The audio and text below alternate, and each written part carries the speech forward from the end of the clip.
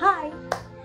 बरेच लोक म्हणतात आम्ही जे ठरवतो ते होत नाही, पण माझं स्वतःचं असं मत आहे किंवा माझा अनुभव असा आहे की असं काही नसतं.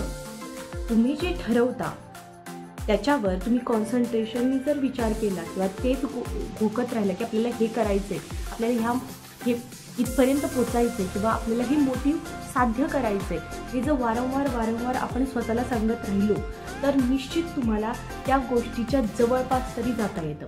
ही माझा स्वतःचा अनुभव आहे. प्रत्येकाचे वेगवेगळे अनुभव असू शकतात, त्याबद्दल माझं दुमत नाहीच आहे.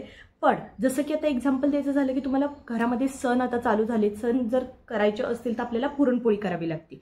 तर पुरणपोळी करायची म्हटलं, पुरणपोळी करायचं हे एक आपल्याला मोटिव्ह दिलंय की आपल्याला पुरणपोळी करायची, तर ते एवढं इझी आहे का? नो.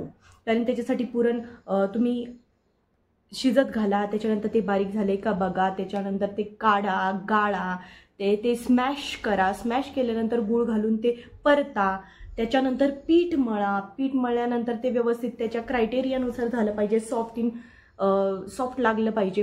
त्यानंतर पुरणपोळी लाटायला घ्या, त्यात पुरण भरा आणि मग पोळी बनल्यानंतर ती भाजायला टाका.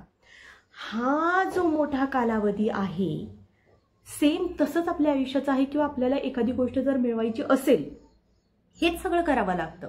आपल्याला वाटतं की इझी लगेच आपल्याला मिळेल. नो, लगेच काही मिळत नाही. जगात फुकट असं परमेश्वराने ठराविक गोष्टी दिल्यात. जसं आपल्याला बघता येते फुकट, ऐकता येते. आपलं शरीर जे करोडोंची प्रॉपर्टी आपली, या इतर प्रॉपर्टीजपेक्षा ही करोडोंची प्रॉपर्टी, ह्या गोष्टी सोडल्या, इमोशन्स जे फ्रीमध्ये दिलेत सोडले, तर या जगामध्ये कुणीही कुणाला फुकट काहीही देत नाही.